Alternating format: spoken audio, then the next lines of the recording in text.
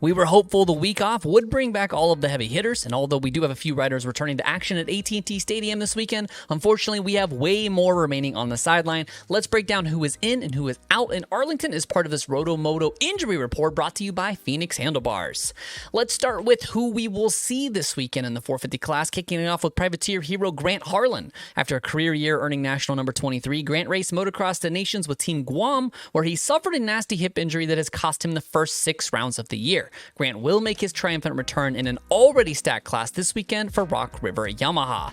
Another privateer hero and Ty Masterpole will jump into the fray this weekend. Ty missed the first 6 rounds due to a lingering ankle issue after undergoing surgery in the offseason to repair multiple injuries. Ty received support from the HBI's Kawasaki squad for outdoors last year and will continue that relationship this weekend in Dallas. Unfortunately, a few guys we will not be seeing are Colt Nichols and Adam Cianciarulo. The pair of factory riders were hopeful to be back this weekend, but it was not meant to be. Colt has been back on the bike for weeks after suffering a rotator cuff injury in the preseason, but is going to wait until round 9 in Birmingham to return to the series. Adam posted a brief update on Twitter announcing that he rode on a Supercross track on Monday, his first time since A2, and the number 9 eyes a Daytona return. Some other 450 notes: PRMX Kawasaki's Aaron Tanti is aiming to return at Daytona after suffering a shoulder injury leading up to A1, as reported by RacerX. And privateer Logan Carnow continues his recovery, getting the screws removed from his ankle. Be sure to follow Logan on Instagram if you want to keep up, as he has been very open and thorough documenting his recovery.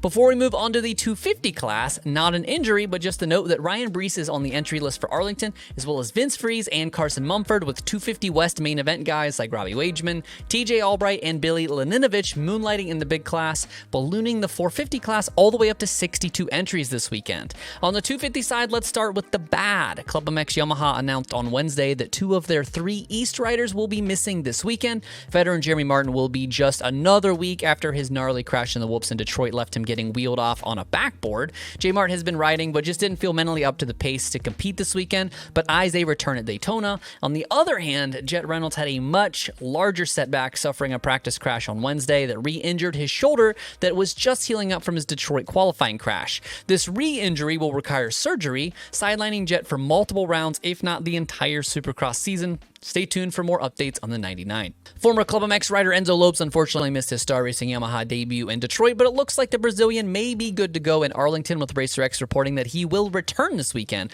Lopes had a surgery to deal with arm pump and discomfort while riding, and unfortunately, it simply took longer to recover than expected. Will be exciting to see what the Star bike can do for the International Star.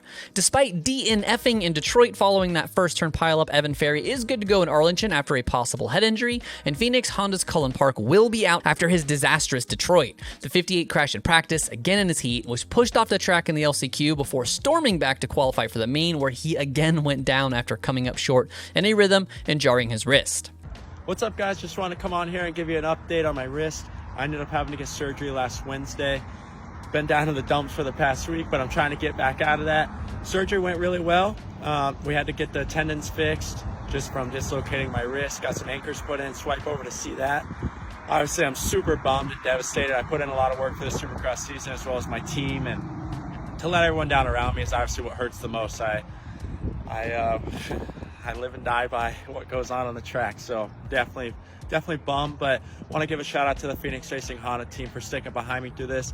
I'll be out for the rest of the Supercross season, which hurts to say, but my focus has shifted to outdoors and getting ready and getting healthy for that. So I'll be at the next couple Supercrosses, so look forward to seeing everyone there, and thank you everyone that's reached out and checked on me. But yeah, we're on the road to recovery now, and I'll be back soon. Thank you, guys.